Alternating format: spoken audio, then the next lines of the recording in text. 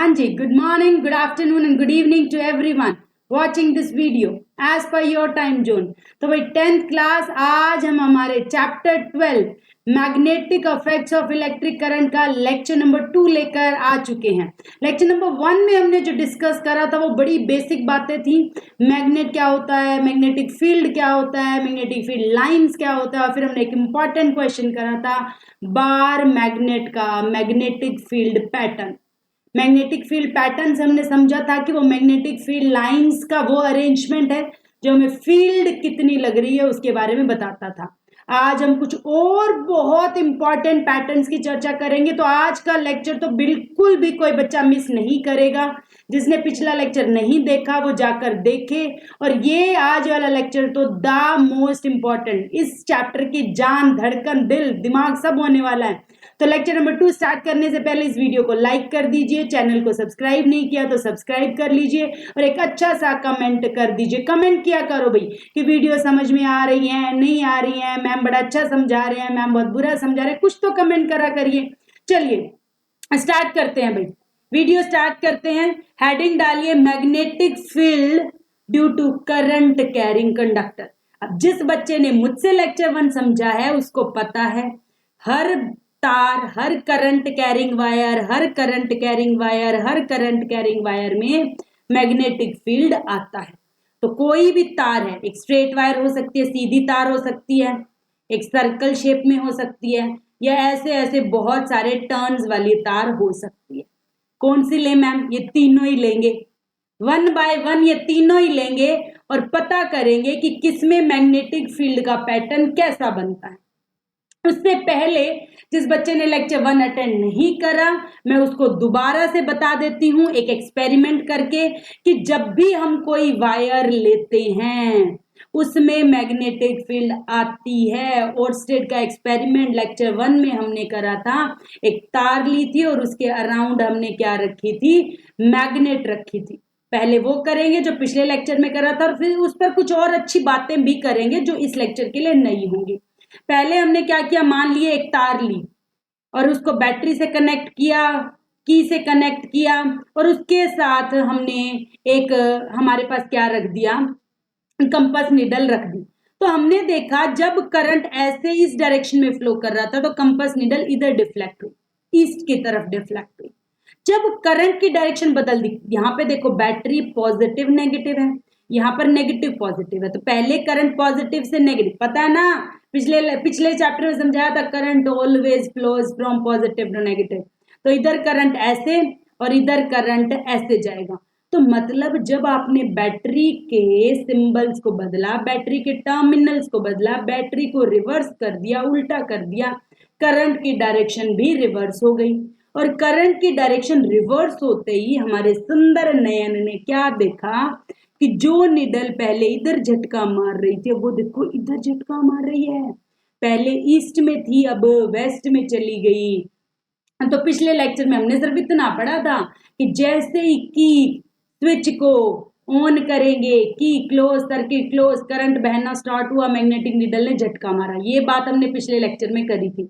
आज हमने एक नई बात और पढ़ ली कि अगर करंट की डायरेक्शन बदल दो तो डिफ्लेक्शन की डायरेक्शन भी बदल जाती है। तो ये पूरा एक्सपेरिमेंट पढ़ लेना अच्छे से कि हमने बैटरी ली, तार लिया, कबर्ड लिया, ये किया, वो किया, ठीक है, सॉरी ये किया, एक मिनट, हाँ ठीक है, यहाँ पे ये पूरा एक्सपेरिमेंट पढ़ लेना। कंपास निडल ली, ये लिया, फिर बैटरी की पोलैरिटी रिप्लेस द सेल, मतलब पोलैरिटी बदल दी, तो अब उसकी डिफ्लेक्शन है, पहले जो कि डिफ्लेक्शन ईस्ट में थी अब वो करंट डाइवर्स करने की, रिवर्स करने की वजह से वेस्ट में आ गई। इसको मैंने डायग्राम से दिखा दिया कि पहले जो झटका ईस्ट में था अब वो वेस्ट में आ चुका है।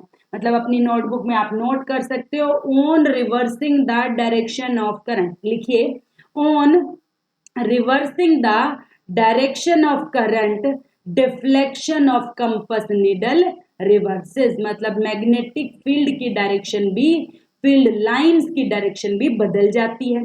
अब हम चलते हैं, अलग अलग तरह की अलग अलग शेप की तार लेंगे। पहले एक स्ट्रेट वायर लेंगे और उसमें मैग्नेटिक फील्ड और फील्ड लाइंस, बार मैग्नेट का लाइन पैटर्न याद है ना, वैसे ही फील्ड लाइंस का पैटर्न स्ट्रेट वायर के लिए। फिर सर्कुलर के लिए और फिर सोलेनॉइड के लिए आज के लेक्चर में पढ़ेंगे। आज का लेक्चर हो सकता है थोड़ा लंबा हो, लेकिन द मोस्ट इंपॉर्टेंट लेक्चर है। इसको मैं एक ही लेक्चर में खत्म करूंगी क्योंकि सारे टॉपिक्स आपस में कनेक्टेड हैं। अगर अगले लेक्चर के लिए इसको छोड़ देंगे तो फिर समझ नहीं आएगा। तो सबसे पहले हेडिंग डालिए, मैग्नेटिक फील्ड का पैटर्न पढ़ते हैं स्ट्रेट वायर से। अब हमने क्या करा, एक एक्सपेरिमेंट से समझाती हूँ। एक सीधी तार लो भाई और उसको बैटरी से कनेक्ट कर दो, उसमें से करंट फ्लो करो। मानो ये पॉजिटिव और ये नेगेटिव, मतलब पॉजिटिव से नेगेटिव करंट ऐसे बहा। ये तार है, इस एक जो भी मैं कह सकती हूँ कार्डबोर्ड है, यहाँ पर एक कार्डबोर्ड रखा हुआ है।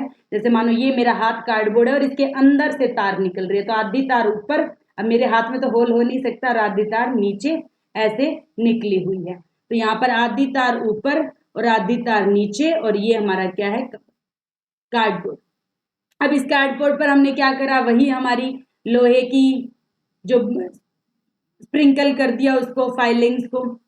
ये देखो उसने अपने आप शेप ले ली ऐसे, मतलब इस रोड के इस तार के अराउंड वो सर्कल्स बना देंगी, और इन सर्कल्स को क्या कहते हैं, कंसंट्रिक सर्कल्स। तो आपसे एमसीक्यू में पूछा जाएगा स्ट्रेट वायर में से जब क्या पास करें, करंट। अगर करंट पास नहीं करेंगे तो कुछ नहीं आएगा, क्योंकि अगर करंट पास नहीं हुआ तो मैग्नेटिक फील्ड आएगी नहीं। तो इसीलिए हमेशा करंट कैरिंग वायर बनानी है। पहले बैटरी लगा के करंट पास करना है। करंट पास करके जब हमने आयरन को छिड़का तो हमने पता लगा कि आयरन में फोर्स लगने की वजह से जो उसका पैटर्न है वो कंसंट्रिक सर्कल होता है, एक ही सेंटर पे अलग अलग रेडियस के सर्कल्स। अगले पेज पे अगर मैं फ्रेश पेज पे बताऊं, ये वायर है, ये कार्डबोर्ड है, इस पर एक ही सेंटर, ये तो सेंटर हो गया, इसके राउंड देखो छोटा सर्कल, फिर बड़ा, फिर बड़ा, फिर और बड़ा। इसके बाहर आपने, अच्छा मैंने तो थोड़ी ये गलती होगी मेरे से, मैं रब कर देती हूँ, नहीं तो कहोगे मैडम ने दो लाइंस को मिला दिया। दो लाइंस कभी भी इंटरसेक्ट नहीं करती है, टू लाइंस नेवर इंटरसेक्ट। तो यहाँ से मैं रब कर देती हूँ, मेरी इंटरसेक्ट हो गई थी। तो यहाँ पर देखो इस कार्डबोर्ड के बाहर आप बना सकते नहीं हो, क्योंकि हवा में हमें पैटर्न दिखता नहीं है, तो इसके बाहर भी नहीं बनाना। ये वायर होगी, इसमें करंट ऐसे आ रहा है। अब मैडम अंदर एरो कैसे बनाऊं, जैसे बार मैग्नेट था उसमें तो नॉर्थ और साउथ, तो मैंने कहा था नॉर्थ से साउथ की तरफ एरो बना देना। अगर आप नॉर्थ इधर मानो तो नॉर्थ से साउथ इधर एरो बना देना। ये कंसंट्रिक सर्कल्स का जो पैटर्न बना है, मैम आप हमें जरा बताएं कि इसमें एरो कैसे लगाऊं, डायरेक्शन कैसे पता करूं मैग्नेटिक फील्ड की। मैग्नेटिक फील्ड लाइंस का पैटर्न तो मैंने आयरन को छिड़क के कर लिया, अब मुझे कौन बताएगा कि डायरेक्शन किधर होगी इसकी। तो डायरेक्शन के लिए यहाँ पे यही पूछा गया कि क्या करंट को रिवर्स कर दूं तो मैग्नेटिक फील्ड की डायरेक्शन बदल जाएगी, बिल्कुल बदल जाएगी। क्या मैं मैग्नेट को, मतलब इसको अगर मानो ये पॉजिटिव से नेगेटिव है, इसको यही बोला हुआ है कि does the direction of magnetic field lines get reverse if the current reverses, yes reverse कर देंगे। पैटर्न का नाम क्या है, कंसंट्रिक सर्कल्स नाम है। अब इसकी डायरेक्शन को बताने के लिए आपको पता होना चाहिए, इसके लिए रूल का नाम है Maxwell right hand thumb rule, और ये द मोस्ट रूल है भाई, द मोस्ट इंपॉर्टेंट रूल है, ये खूब पूछा जाता है पेपर में। आपको लिखेंगे state the Maxwell right hand thumb rule, आपको कहेंगे मैक्सवेल का राइट हैंड थंब रूल लिख के बताओ क्या है। Maxwell right hand thumb rule का ही दूसरा नाम है मैक्सवेल कॉर्कस्क्रू रूल। ये दोनों रूल आपको बताएंगे कि स्ट्रेट वायर में जो कंसंट्रिक सर्कल्स बने हैं उनकी डायरेक्शन क्या होगी। तो पहले रूल ही समझ लेते हैं। रूल क्या कहता है कि आपको करंट की डायरेक्शन में राइट हैंड, कोई भी बच्चा लेफ्ट हैंड नहीं उठाएगा, राइट हैंड उठाएंगे अपना अपना। सब हो सकता है मेरा भाई वीडियो में उल्टा दिखता हो, क्योंकि मैं जो रिकॉर्डिंग करती हूँ वो फ्रंट कैमरा से करती हूँ, लेकिन आप अपना राइट हैंड उठाएंगे सीधे, मैं अपना कोई हाथ नहीं उठाती, मैं अपना कोई हाथ नहीं उठाती। हो सकता है तुम्हें राइट का लेफ्ट, लेफ्ट का राइट दिखता हो, नहीं दिखता तो मुझे पता नहीं, अगर दिखता है तो मैं बता रही हूँ, मैं अपना लिखने वाला राइट हैंड उठा रही हूँ, बोल के बता रही हूँ। राइट हैंड का अंगूठा मैं करंट की तरफ रखूंगी, और जिधर सर्कल बने, जिधर सर्कल बने वो डायरेक्शन। अब ये देखो मेरी तो ये जब ऊपर रखती हूं तो ऐसे देखो, मतलब ये एंटी क्लॉकवाइज आता है। आप अपना हाथ से ही करके देखोगे, मेरे हाथ से समझ नहीं होगा। आप अपना हाथ उठाओ, उसे ऊपर रखो और हाथ को ऐसे घुमाओ, नीचे रखो और हाथ को ऐसे घुमाओ, तो एक डायरेक्शन क्लॉकवाइज आएगी, एक एंटी क्लॉकवाइज आएगी। यही ऊपर लिखा है मैंने कि जब आप अपने सीधे हाथ का अंगूठा करंट की तरफ ऊपर रखोगे तो मैग्नेटिक फील्ड लाइंस का पैटर्न एंटी क्लॉकवाइज आएगा। जब आप करंट की डायरेक्शन में डाउनवर्ड रखोगे, क्योंकि अगर पोलैरिटी बदल दोगे तो करंट उल्टा हो जाएगा, तो मैग्नेटिक फील्ड क्लॉकवाइज हो जाएगी। अब पीछे चल के देखो जरा, पीछे चल के देखो जरा, यहाँ पर जो हमने बनाया था करंट की डायरेक्शन डाउनवर्ड थी।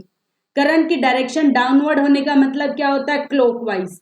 करंट की डायरेक्शन क्लॉकवाइज, एंटी क्लॉकवाइज तो पता है ना। क्लॉक का मतलब, जो क्लॉक कैसे चलती है, घड़ी, घड़ी किधर चलती है? वो क्लॉकवाइज डायरेक्शन। और घड़ी की उल्टी एंटी क्लॉकवाइज, इतना तो पता होना चाहिए 10th के बच्चों। तो थंब ऊपर रखो, हाथ को घुमाओ, थंब नीचे रखो, हाथ को घुमाओ, कुछ नहीं करना, सीधा हाथ उठाना है, अंगूठे की तरफ करंट रख देना है, अंगूठे की तरफ करंट रख देना है, उंगलियों को घुमा देना है।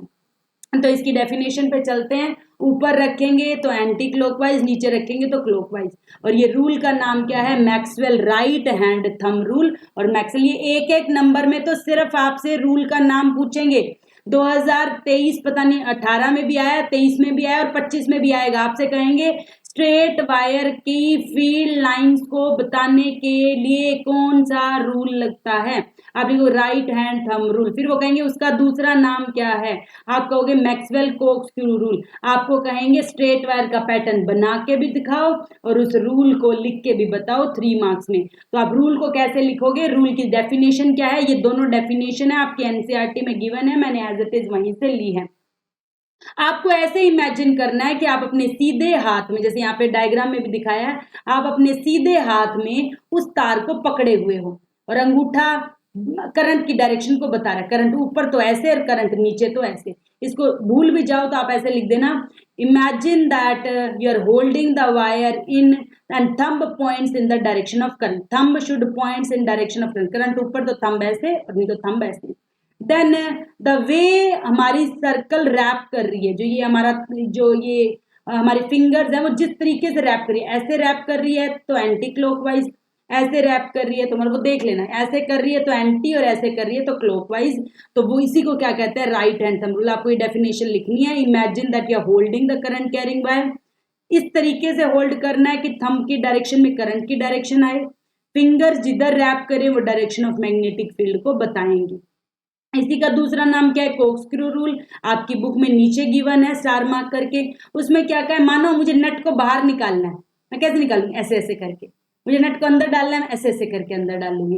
तो वो कहता है imagine that you are driving the screw, जो नट वाला स्क्रू ड्राइवर होता है ना, अगर मुझे नट को अंदर कसना है, ऐसे ऐसे ऐसे, बाहर निकालना है, ऐसे ऐसे ऐसे ऐसे ऐसे। तो अब देखो, अगर करंट की डायरेक्शन बाहर है, किधर घुमा रहे हो? Anti clockwise. करंट मतलब तार, उसको अंदर ले जाना है, अंदर ले जाना है, ऐसे कसते हो तो क्लॉकवाइज। ठीक है, तो अंदर क्लॉकवाइज, यही तो मैंने बोला था, अंदर क्लॉकवाइज, ऊपर एंटी क्लॉकवाइज। तो driving a screw, if we consider ourself driving a screw in the direction of current, current की डायरेक्शन में स्क्रू को ड्राइव करना है। करंट बाहर तो स्क्रू बाहर आना चाहिए, और करंट अंदर तो स्क्रू अंदर जाना चाहिए। और उसको बाहर या अंदर निकालने के लिए आपको जिस डायरेक्शन में, then the direction of rotation, जिस डायरेक्शन में उसको घुमाना पड़े।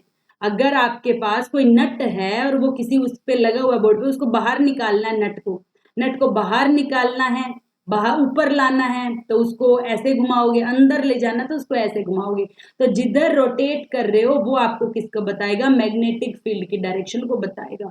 ये दो लो आपको एज इट इज तोते की तरह रटे होने चाहिए, क्योंकि ये 2 मार्क्स में सीधे सीधे पूछे जाते हैं स्ट्रेट लाइन को दिखाने के लिए। अब ये वाला न्यूमेरिकल बड़ा अच्छा न्यूमेरिकल है, ये भी आता है। कहता है ईस्ट वेस्ट नॉर्थ साउथ, ये ऐसे होता है, देख लो, ईस्ट वेस्ट नॉर्थ साउथ होता है।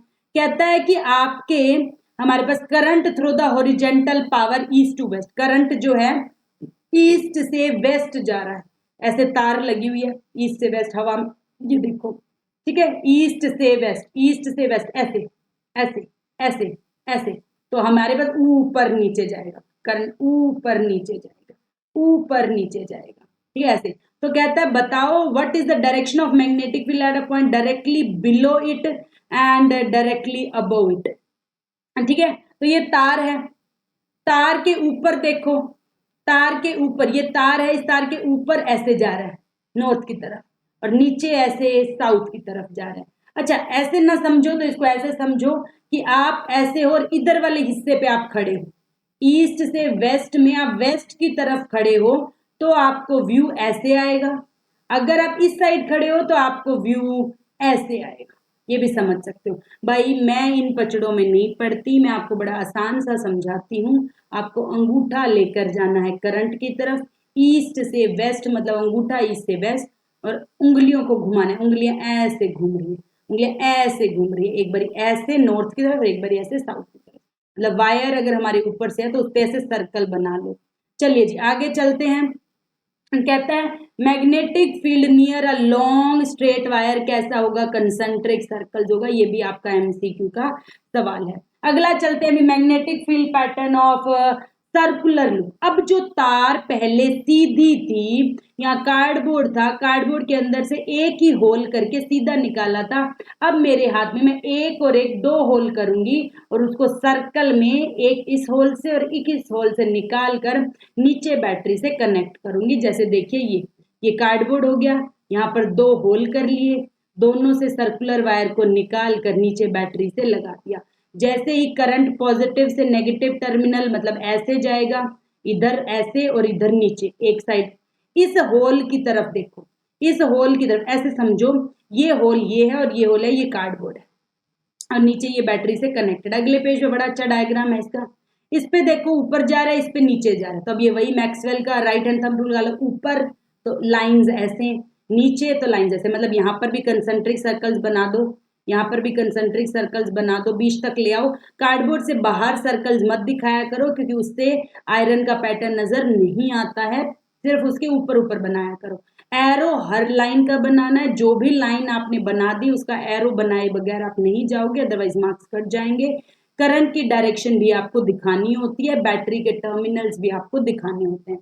तो आपको 3 मार्क्स में ये डायग्राम पेपर में खूब आता बनाना। आपको 3 मार्क्स में कहेंगे लेबल्ड डायग्राम बनाओ सर्कुलर लूप का। इस डायग्राम को अपने सुंदर नयन में छाप लो, एज इट इज बनाना है। ये आपको कार्डबोर्ड लेनी है, ठीक है। उसके बाद आपको एक सर्कुलर लूप लेनी है, यहाँ पे लेबलिंग भी करनी है कि ये सर्कुलर लूप है। इसमें बैटरी भी लेनी है, बैटरी का पॉजिटिव नेगेटिव की भी लेना है। जैसे आपने स्विच ऑन करा, करंट की डायरेक्शन भी दिखानी है। अब करंट की डायरेक्शन इधर ऐसे और इधर ऐसे, तो using the Maxwell's right hand thumb rule हमने क्या देखा, जब करंट ऊपर तो सर्कल्स ऐसे ऐसे, तो सर्कल्स बनाना 1 2 3 4, और फिर बाकी ऐसे ऐसे ऐसे ऐसे ऐसे। फिर इधर वाले करंट नीचे है, ऐसे जा रहा है ना करंट, तो एक साइड ऊपर तो ऐसे घूम के एक साइड नीचे, नीचे होएगा तो सर्कल ऐसे ऐसे ऐसे, पहले ऐसे ऐसे ऐसे थे, फिर इधर ऐसे ऐसे, तो ऐसे ऐसे हम एक साइड ऐसे एक साइड ऐसे घूम घूम के पास ही तो आते जा रहे हैं बीच में। तो यहाँ पर पास आ गए और बीच में तुम्हें एक स्ट्रेट लाइन ही नजर आ रही है। वास्तव में ये स्ट्रेट लाइन इसलिए नजर आती है क्योंकि बहुत बड़े बड़े सर्कल बनने शुरू हो गए। ठीक है, अगले पेज पे अगर मैं तुम्हें समझाऊं तो ये देखो, अगर मानो यही मेरा कार्डबोर्ड है, मानो पहले ऐसे फिर ऐसे फिर ऐसे, देखो अब ये सर्कल जो इतना बड़ा हो गया कि मेरे पेज से बाहर ही निकलने लग गए। ये इतने बड़े बड़े सर्कल हो गए कि मेरे पेज से बाहर निकलो। अब यहाँ से यहाँ में तो ये स्ट्रेट लाइन ही तो नजर आ रही है, ठीक है। ऐसे इधर बनेंगे, ऐसे ऐसे ऐसे ऐसे ऐसे, ठीक है। तो ये बीच में क्योंकि ये सर्कल बहुत बड़े डायमीटर का है तो हमें ये स्ट्रेट लाइन नजर आ रही है। वास्तव में ये सर्कुलर लूप ही हैं जो बड़े डायमीटर के, बड़े रेडियस को बड़े बड़े सर्कल्स बनते गए, ठीक है। तो हमें स्ट्रेट नजर आ रहे हैं। यहाँ पर डायरेक्शन एंटी क्लॉकवाइज होगी क्योंकि करंट ऊपर जा रहा है, करंट ऊपर तो एंटी क्लॉकवाइज, करंट नीचे तो क्लॉकवाइज। यहाँ पर आपको डायरेक्शन भी मेजर करनी है, करंट की डायरेक्शन भी बतानी है, लूप का भी जिक्र करना है, बैटरी की, सबका, कार्डबोर्ड सबका जिक्र आपको यहाँ पर करना है।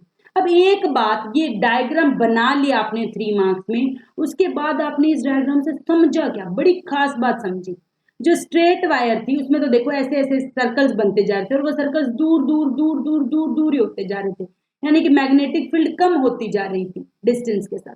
यहाँ पर देखो मैग्नेटिक फील्ड जब दूर दूर दूर जा रहा है, इधर से भी आ रहा है इधर से भी आ रहा है, बीच में देखो यहाँ पे तो लाइंस का झुंड ही बन जाएगा, थोड़ी देर बाद बिल्कुल लाइंस पास पास आ जाएगी। यानी कि सर्कुलर लूप के सेंटर पर सबसे ज्यादा मैग्नेटिक फील्ड होती है। ये बात किस किस को समझ आ गई, नीचे कमेंट करके बताओगे कि मैम ये समझ में आ गई।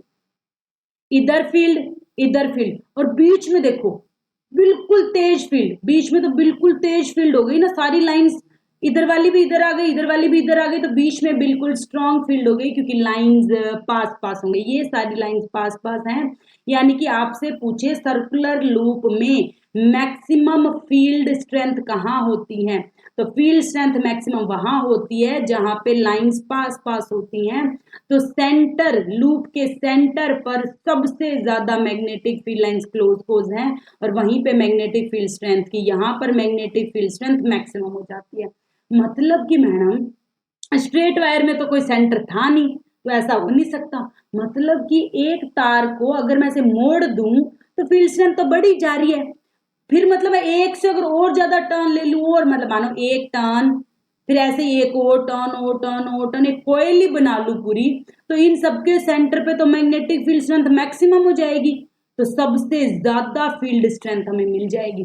सेंटर पे देखो स्ट्रेट ही तो दिख रही है, तो ये सारी स्ट्रेट मिल मिल के बहुत ज्यादा मैग्नेटिक फील्ड का पैटर्न हमें बनाकर दे देगी। यानी कि एक स्ट्रेट वायर, सर्कुलर वायर और सोलेनॉइड में सबसे ज्यादा मैग्नेटिक फील्ड सोलेनॉइड में होती है, इसलिए हम सोलेनॉइड को इलेक्ट्रोमैग्नेट्स बनाने में भी यूज करते हैं। ये आगे जब सोलेनॉइड पढ़ेंगे तो बताएंगे। तो by applying right hand thumb rule हमने मार्क कर ली डायरेक्शंस, और इससे हमने क्या कंक्लूड करा, that magnetic field strength is maximum at the centre of loop, loop के सेंटर पर फील्ड की स्ट्रेंथ मैक्सिमम है, बिकॉज सारी की सारी लाइंस एक डायरेक्शन में भी है और पास पास में भी है।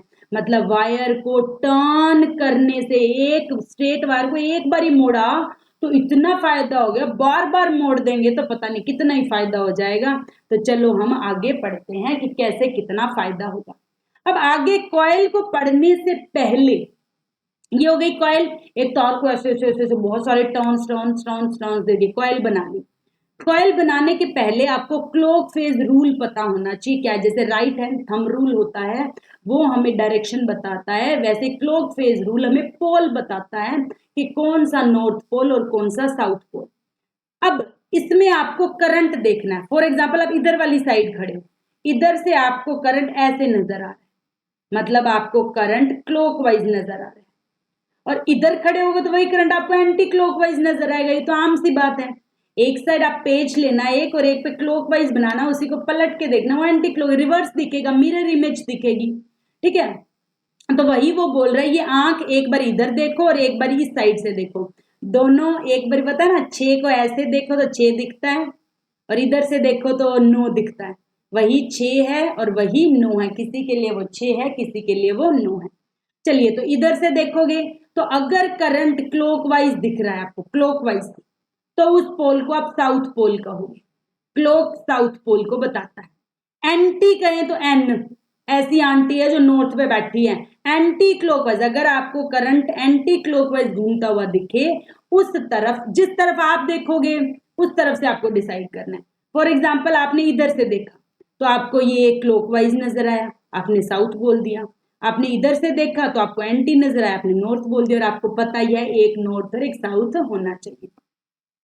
फॉर एग्जाम्पल आपने इधर से देखा लेकिन आपको एंटी दिखा तो आप नॉर्थ बोल दोगे, इधर से देखोगे तो आपको क्लॉक दिखेगा तो आप इसको साउथ बोल देना, ठीक है। तो बस क्लॉक फेज रूल नॉर्थ या साउथ पोल को बताता है किसी भी कॉइल में, क्योंकि ये सोलेनॉइड में यूज होगा तो मुझे पहले बताना जरूरी था।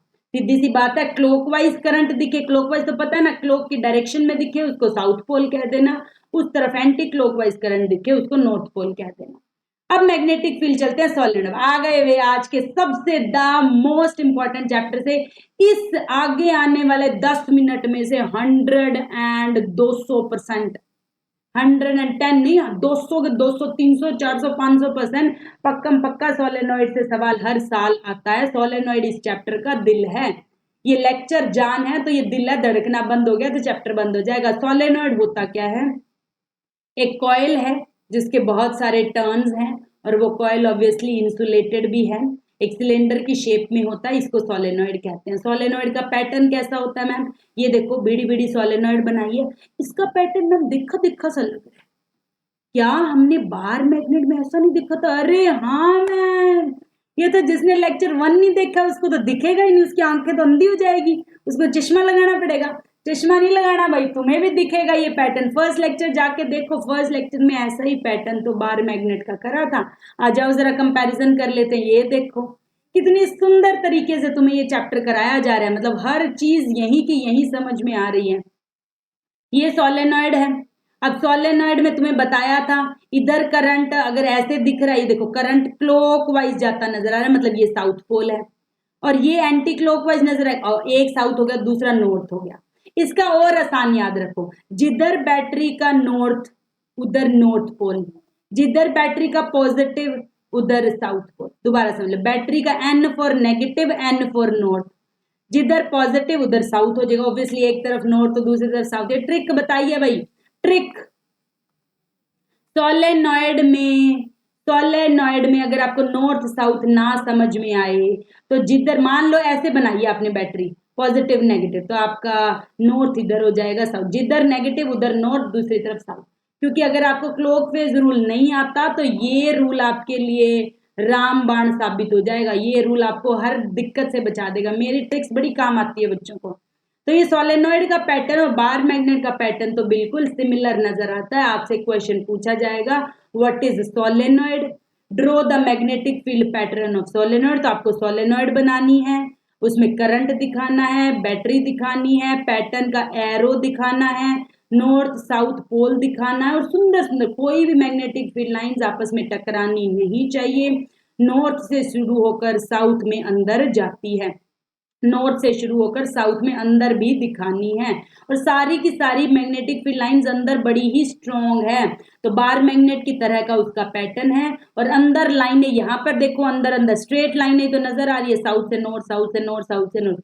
तो अंदर तो सारी लाइनें एक डायरेक्शन में है और क्लोज क्लोज है, मतलब जितना सर्कुलर में सेंटर में बड़ा था, इसके अंदर सोलेनॉइड के अंदर वाला हिस्से पे तो फुल तेज मैग्नेटिक फील्ड है। तो मैग्नेटिक फील्ड स्ट्रेट लाइन की फॉर्म्स में है, बहुत ज्यादा हाई मैग्नेटिक फील्ड है, हर पॉइंट पर सेम है इनसाइड द सोलेनॉइड। इसके पोल्स को कैसे पता कर सकते हैं भाई मैम, एक तो ट्रिक बता दी, एन नेगेटिव की तरफ नॉर्थ, पॉजिटिव की तरफ साउथ, बाई क्लॉकवाइज रूल से बता सकते हैं। जिधर करंट क्लॉकवाइज है उधर साउथ पोल है, एंटी क्लॉकवाइज है तो नॉर्थ पोल है। एक बार मैग्नेट को पास लाके भी बता सकते हैं, तुम्हें नहीं पता यहाँ पे कौन सा पोल है, तुम एक बार मैग्नेट पास लाओ जिसका नॉर्थ साउथ है। अगर इधर नॉर्थ हुआ तो ये रिपेल कर देगा, मतलब यहाँ पर नॉर्थ है। अगर इसका साउथ पास लाओगे तो ये अट्रैक्ट करेगा, मतलब यहाँ पर नॉर्थ है। तो नॉर्थ साउथ को हम किसी बार मैग्नेट को पास लाकर भी पता कर सकते हैं। अगर वो रिपेल करे तो मतलब सेम पोल है वहां पर, और अगर रिपेल कर अट्रैक्ट करे मतलब अपोजिट पोल है वहां पर। आगे चलते हैं भाई, इलेक्ट्रोमैग्नेट्स कैसे बनते हैं। मैंने आपको आज के लेक्चर में बोला था कि क्योंकि स्ट्रेट वायर में मैग्नेटिक फील्ड उतनी स्ट्रांग नहीं, सर्कुलर में थोड़ी, और सोलेनॉइड में तो सबसे ही ज्यादा स्ट्रांग मैग्नेटिक फील्ड आती है। उसके अंदर कॉइल के अंदर अंदर, मानो ये कॉइल है, देख रहे हो उंगलियां मेरी 1 2 3 4 टर्न है, और ये कोई मैंने अंदर रख दी है, कॉइल है मेरी 1 टर्न 2 टर्न 3 टर्न 4 टर्न। इसके अंदर मैं क्या करूंगी, कोई मटेरियल रख दूंगी। ऐसा हमने चैप्टर की स्टार्टिंग में आयरन नेल को रखा था, बैटरी से कनेक्ट किया था, उसने छोटी छोटी आयरन नेल्स को कनेक्ट कर दिया था, याद है। तो दैट वाज द इलेक्ट्रोमैग्नेट। मैंने तुम्हें चीजें पहले ही करा रखी हैं, बस अब तो फॉर्मेलिटी रह गई, वो कितना औपचारिकता रह गई, बाकी तो सब कराया हुआ है। तो सोलेनॉइड के अंदर अगर मैं कोई मैग्नेटाइजिंग मटेरियल रख दूं तो खुद एक मैग्नेट बन जाता है, इसलिए इसको बोला इलेक्ट्रोमैग्नेट। ये टेम्परेरी मैग्नेट है, क्योंकि जैसे ही मैं करंट हटा दूंगी ये फिर से अपनी मैग्नेटिज्म हटा देगा। तो strong magnetic field produce inside the solenoid. Solenoid के अंदर जो बहुत ज्यादा तेज मैग्नेटिक फील्ड है, इसको यूज कर लिया हमने किसी और सब्सटेंस को मैग्नेट बनाने में। अमूमन हम इसमें सॉफ्ट आयरन ही रखते हैं। ऐसा क्यों मैम, सॉफ्ट आयरन होता क्या है, आयरन में कार्बन की परसेंटेज कम कर दो तो वो सॉफ्ट आयरन बन जाता है। सॉफ्ट आयरन क्यों रखते हैं मेरे बच्चा, क्योंकि +1 2 में बताएंगे सॉफ्ट आयरन हाईली मैग्नेटाइज होता है, मतलब सबसे ज्यादा ताकत होती है सॉफ्ट आयरन के पास मैग्नेट बनने की। तो हम वही यूज करेंगे ना, ठीक है, वही यूज करेंगे। ठीक है, अगर मेरे पूरे पूरे चांस है कि मैं केमिस्ट्री में टॉप कर सकती हूँ तो मैं केमिस्ट्री ज्यादा पढ़ लूंगी। ठीक है, अगर मुझे लगता है फिजिक्स थोड़ी सी, फिजिक्स तो मेरे बच्चों की तो होती है, मेरे बच्चों की तो तीनों सब्जेक्ट टॉप ऑन टॉप है। When the place inside the coil, coil के अंदर जब हम आयरन का, सॉफ्ट आयरन का कोई रखते हैं मटेरियल, तो वो भी किसकी तरह बिहेव करता है, मैग्नेट की। और वो तब तक ही मैग्नेट की तरह बिहेव करेगा जब तक आप करंट पास करोगे उस कॉइल में से। करंट कैरिंग कॉइल तो होनी पड़ेगी। ये लेक्चर 1 के फर्स्ट ही पेज पे कराया था, फर्स्ट लेक्चर फर्स्ट पेज, और आज दोबारा से करा रही हूँ। ये कॉइल हो गई, कॉइल के अंदर ये सॉफ्ट आयरन हो गया, बैटरी हो गई, तो इसने क्या करा, मैग्नेटाइज कर दिया। Current carrying coil is use to magnetise steel rod inside. Steel rod भी यूज कर लेते हैं हम, ठीक है। जनरली स्टील रोड वैसे नहीं करनी चाहिए, सॉफ्ट आयरन की करनी चाहिए, ये भी बताऊंगी क्यों। कर किसी को भी सकते हैं, बताऊंगी क्यों अगले पेज में। यूजेस क्या इलेक्ट्रोमैग्नेट के, इससे भाई इलेक्ट्रिक बेल, मोटर, स्कूलों में देखा होगा घंटी बजती है, मैम जैसे ही बटन दबाती है घंटी बजती है, बटन बंद कर देती है घंटी बंद हो जाती है। पता होगा रिसेप्शन से कोऑर्डिनेट होता है, बेल का टाइम होता है तो घंटी बजती है। क्रेन वगैरह में किसी कूड़े में से आयरन को हटाना है। आईज में से कई बार आई में कोई एक्सीडेंट के दौरान बहुत ज्यादा लोहा लुहा कोई ऐसा फंस जाता है, मेडिकल में बड़ा यूज होता है, किसी जख्म में आयरन के पार्टिकल्स वगैरह फंस गए हो तो वो भी हम छोटे छोटे, ऐसा नहीं कि बड़े बड़े मैग्नेट्स, छोटे छोटे मैग्नेट्स के इंस्ट्रूमेंट्स होते हैं, उससे हम यूज कर सकते हैं। किसी भी गार्बेज में से लोहे के मटेरियल्स को हटाने के लिए हम इलेक्ट्रोमैग्नेट्स को यूज कर सकते हैं। परमानेंट मैग्नेट भी यूज कर सकते हैं, बट इलेक्ट्रोमैग्नेट्स हम जनरली यूज करते हैं। जैसे हम स्कूल बेल में तो जनरली देखते हैं, जैसे ही बटन ऑन, आपको जितनी रिंग करनी है, ट्रिन ट्रिन ट्रिन, अगर आपको 4 बेल करनी है तो आप 4 बेल करके बटन बंद कर दोगे, फिर 5। Why the core material usages of, generally soft iron का होता है, स्टील का भी दे सकते हैं, मैं ये नहीं कह रही स्टील का नहीं कर सकते, बट जनरली सॉफ्ट आयरन का करते हैं, स्टील का नहीं करते हैं। ऐसा क्यों? क्योंकि सॉफ्ट आयरन बहुत ज्यादा मैग्नेटाइज होता है, और जैसे ही हम, ऐसा मानो मैम ने बटन बंद कर दी स्कूल बेल की, फिर भी वो बजी जा रही है, हम ऐसा चाहते हैं क्या? नहीं, हम चाहते हैं बटन ऑन करे वो बजे, बटन बंद करे वो रुक जाए। तो स्टील कई बार लूज नहीं करता अपनी मैग्नेटिज्म, और वो परमानेंट मैग्नेट बना देता है, जो हमें नहीं चाहिए। तो ये सवाल अगर कोई पूछे तो आप लिख सकते हो, सॉफ्ट आयरन अपनी मैग्नेटिज्म को जल्दी लेता है, जल्दी लूज करता है, जबकि सॉफ्ट आयरन ऐसा नहीं कर पाता है। फिर आपके पास एक डिफरेंस लिखा है, आपके एनसीईआरटी में डिफरेंस नहीं है, एस चांद में मेंशन है। बार मैग्नेट और इलेक्ट्रोमैग्नेट का डिफरेंस बताओ। बार मैग्नेट तो जो हमने फर्स्ट चैप्टर में पढ़ा था, इलेक्ट्रोमैग्नेट जो आज हमने टेम्परेरी मैग्नेट बनाया, तो पहला तो ये तो परमानेंट था, ये परमानेंट था, ये टेम्परेरी होता है। जितना ज्यादा करंट पास करें उतनी मैग्नेटिज्म ज्यादा, जितने कोयल बढ़ा दें उतनी मैग्नेटिज्म ज्यादा, सॉफ्ट आयरन का मटेरियल रख दें उतनी मैग्नेटिज्म ज्यादा, स्टील का रख दें उतनी मैग्नेटिज्म खास नहीं। तो फोर्स इसका वीक होता है, इसका तो स्ट्रॉन्ग हो, अपनी तरफ से भी कर सकते हैं। इसकी स्ट्रेंथ बेचारे की फिक्स होती है, इसकी तो हम करंट से, नंबर ऑफ टर्न्स से और कोर मटेरियल से चेंज कर सकते हैं। इसकी पोलैरिटी चेंज नहीं होती, इसकी पोलैरिटी तो हम चेंज कर सकते हैं। कैसे? आपको बताया था, आपको बताया था, ये कॉइल है, इधर बैटरी ऐसे लगी है तो ये नॉर्थ ये साउथ, फिर दोबारा देखो बैटरी ऐसे लगा दी, ये नॉर्थ तो ये नॉर्थ और ये साउथ, जिधर नेगेटिव उधर नॉर्थ, जिधर नेगेटिव उधर नॉर्थ। तो लेकिन बार मैग्नेट में तो जो नॉर्थ है वो नॉर्थ ही रहेगा, जो साउथ है वो साउथ ही रहेगा। ठीक है, आगे चलते हैं भाई। फैक्टर्स इफेक्ट, ये 2 नंबर में पक्का आएगा भाई सवाल, ये 2 मार्क्स में पक्का आएगा सवाल भाई। आपको कहेंगे किस किस पर डिपेंड करती है मैग्नेटिक फील्ड की स्ट्रेंथ। पहले तो करंट जितना ज्यादा पास करेंगे उतनी मैग्नेटिक फील्ड की लाइंस बनेंगी। मानो स्ट्रेट वायर है तो उतनी लाइंस ज्यादा, मैं जितनी तेज बोलूंगी उतने ही ज्यादा बच्चों को सुनाई देगा। तो जितना ज्यादा करंट उतनी ही दूर दूर दूर दूर दूर तक जाएंगे। नंबर ऑफ टर्न्स पढ़ ही चुके हैं, स्ट्रेट वायर में सबसे कम फील्ड, सर्कुलर में ज्यादा और सोलेनॉइड में सबसे ज्यादा। तो नंबर ऑफ टर्न्स से भी मैग्नेटिक फील्ड स्ट्रेंथ बढ़ती है। नेचर ऑफ कोर मटेरियल भी पढ़ चुके हैं, कॉइल के अंदर जो मटेरियल रखेंगे वो भी किसका बना हुआ है, उस पर भी इलेक्ट्रोमैग्नेट की, जिसकी मैग्नेटिज्म अच्छी है वो हाईली मैग्नेट बनाएगा। आगे चलते हैं भाई, हमारी बॉडी, ह्यूमन बॉडी में जो एमआरआई कराते हैं, स्टार्टिंग में आपको यूजेस में बताया था, आपकी एनसीईआरटी में ये दिया हुआ है, तो मुझे लगा मुझे भी पूरा प्रॉपर समझाना चाहिए। तो हमें पता है हमारी बॉडी में कौन सा करंट बह रहा है मैडम, क्योंकि करंट होगा तो मैग्नेटिज्म होगी, तो ब्लड फ्लो कर रहा है, और ब्लड में हमें पता है चार्जेस मूव करते हैं, तो ये इलेक्ट्रिक करंट बनाता है। और करंट ऐसा नहीं है कि बहुत हम लोहा अट्रैक्ट कर रहे हैं, मेरे आसपास लोहे की बहुत चार्जेस, ऐसा नहीं मैं चिपका रही हूँ, मैं चुंबक बन चुकी, नहीं, बहुत हल्की। मैंने आपको ये बात फर्स्ट लेक्चर में ही बताई थी, जो भी करंट कैरिंग वायर है वो भी लोहा अट्रैक्ट उतनी तेजी से नहीं करती। ठीक है, तो वो डिपेंड करता है उनकी ताकत कितनी है। हमारे अंदर तो वीक करंट है, वीक मैग्नेटिज्म, हाँ उसको मशीन से डिटेक्ट करा जा सकता है। ह्यूमन ब्रेन वगैरह में जो सिग्नल्स हैं उनको डिटेक्ट करने के लिए मेडिकल फील्ड में एमआरआई करी जाती है। इसकी फुल फॉर्म आपसे पूछी जाती है, magnetic resonance imaging use to observe the images of brain and heart. आपको पूछा जाएगा ये किस मेथड पर डिपेंड है, तो आप कहोगे magnetic effect of electric current पे डिपेंड है। ये पूरा आपको इसी पर गिवन है। एमआरआई की फुल फॉर्म आपके सिलेबस में पूछी जा चुकी है। ब्रेन और जनरली हार्ट के लिए ज्यादा, बाकी एमआरआई पूरी बॉडी का करवाते हैं, पूरी बॉडी में हल्के करंट्स है, हल्की वीक मैग्नेटिक फील्ड है आयंस की वजह से। उसके बाद हम 2-3 भाई अब हमारे क्वेश्चंस कर लेते हैं, एनसीईआरटी क्वेश्चंस, और फिर हम इस लेक्चर को खत्म करते हैं। अगले लेक्चर में भाई ये चैप्टर ही खत्म हो जाएगा, बड़ा इजी सा चैप्टर है, छोटा सा चैप्टर है, ठीक है जी। इसमें अब देखिए कहता है, ये आपके एनसीईआरटी का अंदर इन टेक्स्ट क्वेश्चन है, इसी टॉपिक के बाद के क्वेश्चन है। कहता है करंट पास कर रहे हैं, एक टेबल है, उसके ऊपर ऐसे सर्कुलर वायर रखी है। अब सर्कुलर वायर इसके ऊपर ही रखी है, तो फील्ड लाइंस, वायर अगर ऐसे है तो फील्ड लाइंस ऐसे अंदर से बाहर, और फील्ड लाइंस नीचे है तो अंदर से ऊपर की तरफ ऐसे।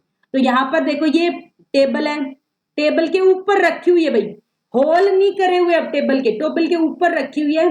तो लूप्स किधर बनेंगे, ऐसे ऐसे, एक तरफ अंदर एक तरफ बाहर, फिर अंदर फिर ऐसे बाहर, ठीक है। तो ये डायग्राम आपको बनाना है, उसके बारे में आपको लिखना है। मैग्नेटिक फील्ड का पैटर्न कंसंट्रिक सर्कल्स होगा, सेंटर पर सबसे ज्यादा मैग्नेटिक फील्ड का पैटर्न बनेगा। अगला चलते हैं, कहता यूनिफॉर्म मैग्नेटिक फील्ड हो जाती है अंदर, उसका डायग्राम बनाइए। तो हमने पढ़ा था सोलेनॉइड होता है, सोलेनॉइड के अंदर पैरेलल लाइंस होती हैं, स्ट्रेट लाइंस होती हैं, मैक्सिमम फील्ड होता है, और वो सारा का सारा फील्ड यूनिफॉर्म होता है। तो आपको सोलेनॉइड का सुंदर सा डायग्राम 3 मार्क्स में बना के दिखाना है। फिर आपसे क्वेश्चन पूछा है कि सोलेनॉइड के अंदर मैग्नेटिक फील्ड का पैटर्न कैसा होता है, तो हर पॉइंट पर सेम होता है। यानी कि आज के लेक्चर से आपने क्या सीखा कि आपको सोलेनॉइड का पैटर्न का डायग्राम, फिजिक्स में ये एक ही चैप्टर है जिसमें डायग्राम्स बड़े इंपॉर्टेंट है। 3 नंबर में सोलेनॉइड का, 3 नंबर में सर्कुलर का, 3 नंबर में स्ट्रेट वायर का, और 3 नंबर में बार मैग्नेट का, और एक डायग्राम अगले चैप्टर में करेंगे किकिंग वायर एक्सपेरिमेंट। वो एक्सपेरिमेंट विद रिजल्ट्स आ जाता है या फिर उसके न्यूमेरिकल भी आ जाते हैं। ऐसे ही डायरेक्शन वाले न्यूमेरिकल आएंगे, राइट हैंड थंब रूल ऐसे, राइट हैंड थंब रूल ऐसे, क्लॉक फेज रूल ऐसे, क्लॉक फेज रूल ऐसे। तो आपको रूल्स पे बेस्ड ही छोटे छोटे क्वेश्चंस आएंगे, उनको न्यूमेरिकल नहीं कह सकते, क्वेश्चंस कहेंगे। तो आप इन्हीं वीडियोस को बार बार देखें, कोई डाउट है कमेंट करें, अच्छे से फीडबैक दें। इसी के साथ जब तक, अच्छा नेक्स्ट लेक्चर में हम इस चैप्टर को खत्म कर देंगे, ठीक है। तब तक के लिए keep learning, keep growing, keep enjoying the videos. Thank you so much.